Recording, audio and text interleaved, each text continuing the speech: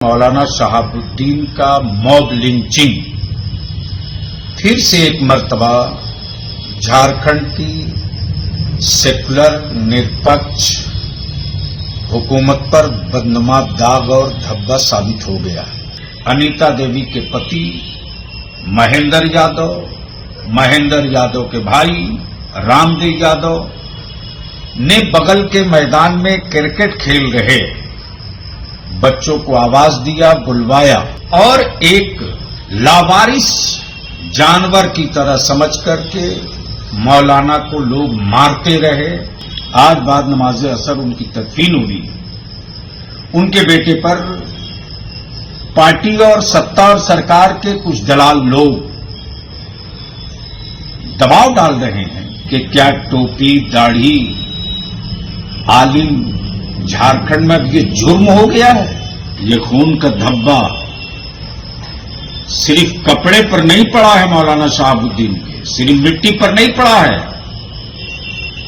पूरे मुल्क के हिंदुस्तान के हर अमन पसंद इंसानों के दामन पर महसूस किए जा रहे हैं।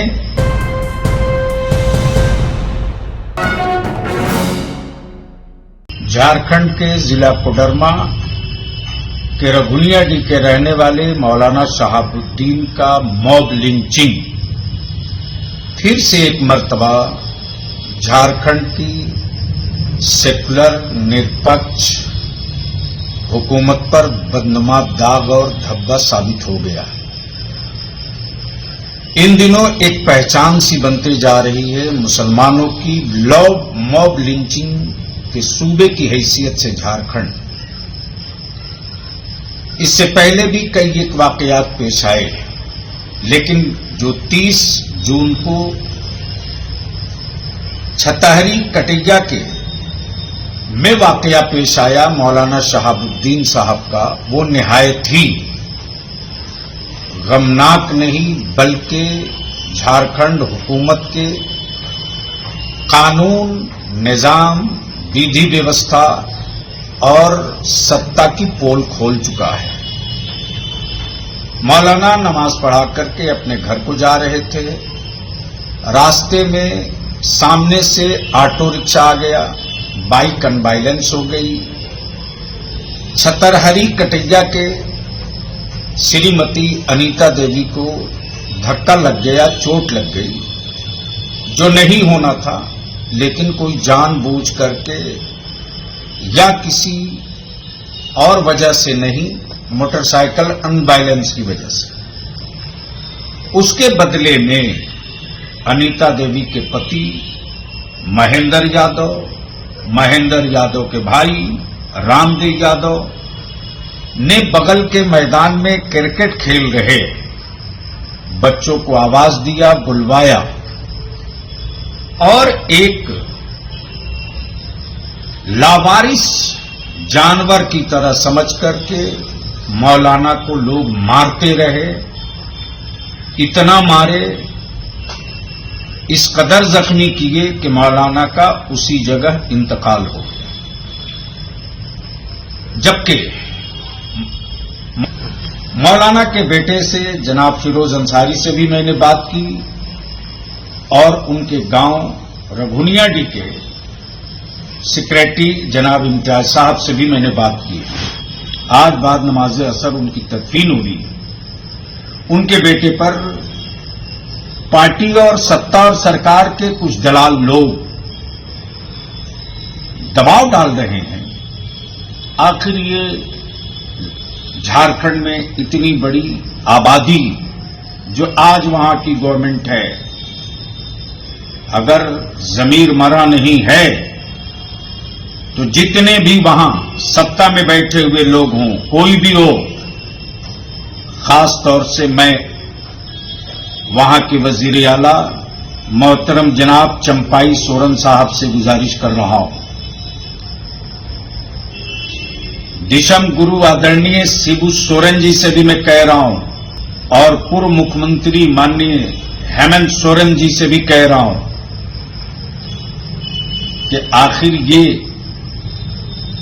आपके रहते हुए मॉब लिंचिंग का सिलसिला रुक क्यों नहीं रहा है। इसलिए मेरा मुतालबा है 48 घंटे के अंदर अंदर इन मुजरिमों को कानून की रस्सी और कानून का असर समझाइए, वरना आने वाले दिनों में आपके कारिंदे, आपके लोग तरस जाएंगे सत्ता में वापसी के लिए। हम बहुत कुछ बर्दाश्त किए, अब इससे ज्यादा शर्म की बात क्या हो सकती है साहब, कि क्या टोपी दाढ़ी आलिम झारखंड में अब ये जुर्म हो गया है।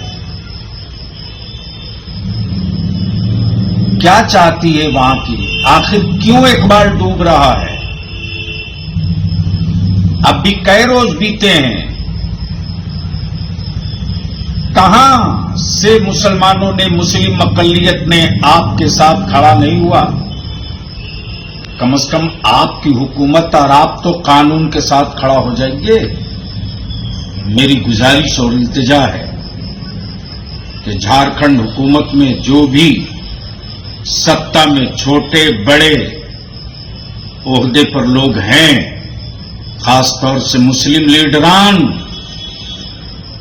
हमारे उलमा को, वहां की मुस्लिम अक़लियत को, गरीब इंसानों को लावारिस समझने की गलती न करें।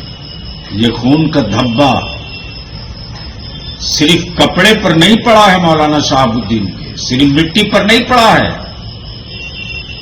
पूरे मुल्क के, हिंदुस्तान के हर अमन पसंद इंसानों के दामन पर महसूस किए जा रहे हैं कि आखिर झारखंड में मॉब लिंचिंग मुस्लिम अक़लियतों की रुक क्यों नहीं रही है।